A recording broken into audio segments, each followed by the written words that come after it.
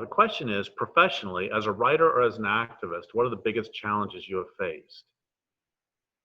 And I think there's two answers to this. One of them is the same response that, or the same challenge that any artist faces, which is there's a cliche that writing is a great way to make a life and a terrible way to make a living. And everyone who, I mean, activists face this. I remember when we were doing timber sale appeals back when I lived in Spokane, Washington, I was very aware that there were however many of us who were doing these appeals on our own time, and those in the Forest Service who were putting them out were all doing this at work, making 30, 40, 50, 60,000 a year. And we're doing it volunteer. And that's part of the problem, is that those who push capitalism often get paid very well. And those who oppose it, it's always a labor of love.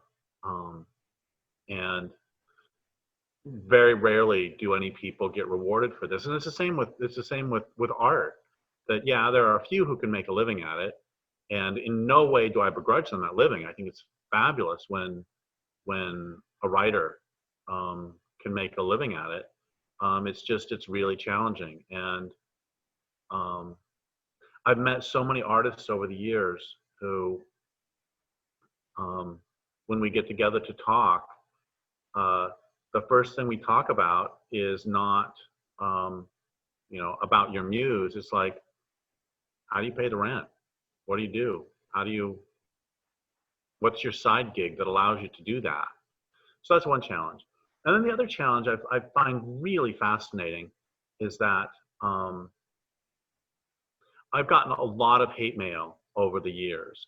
And a little bit of it has come from the right-wingers, which is, I thought it'd be more. I wasn't really expecting hate mail, but if there was going to be hate mail, I thought it was going to be primarily from, the pro-loggers or pro-miners or whatever. But for the most part, they haven't noticed me.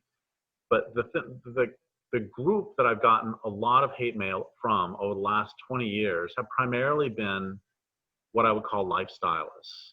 So people who get really mad and say like at one talk, this isn't hate mail, but at one talk I did many years ago, a guy came up to me afterwards and said, "Do you have a bank account?"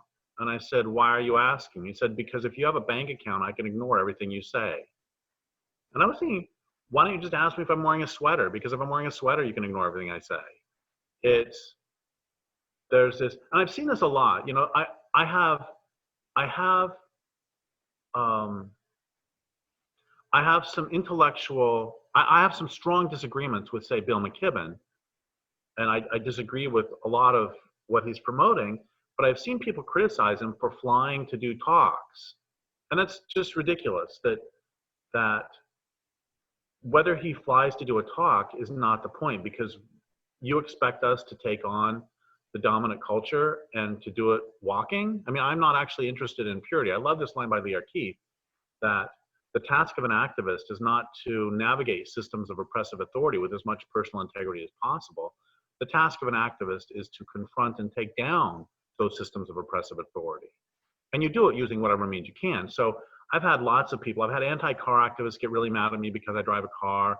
I've had vegans get really mad at me because I eat meat. I've had anarchists get mad at me because I'm against pornography, and I've had anarchists get mad at me because I don't believe that women should be forced to share their most vulnerable spaces with males. I've had all sorts of stuff that is just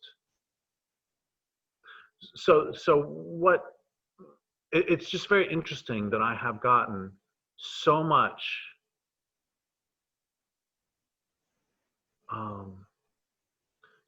crap from people who believe that the solutions to these social problems are personal change, and that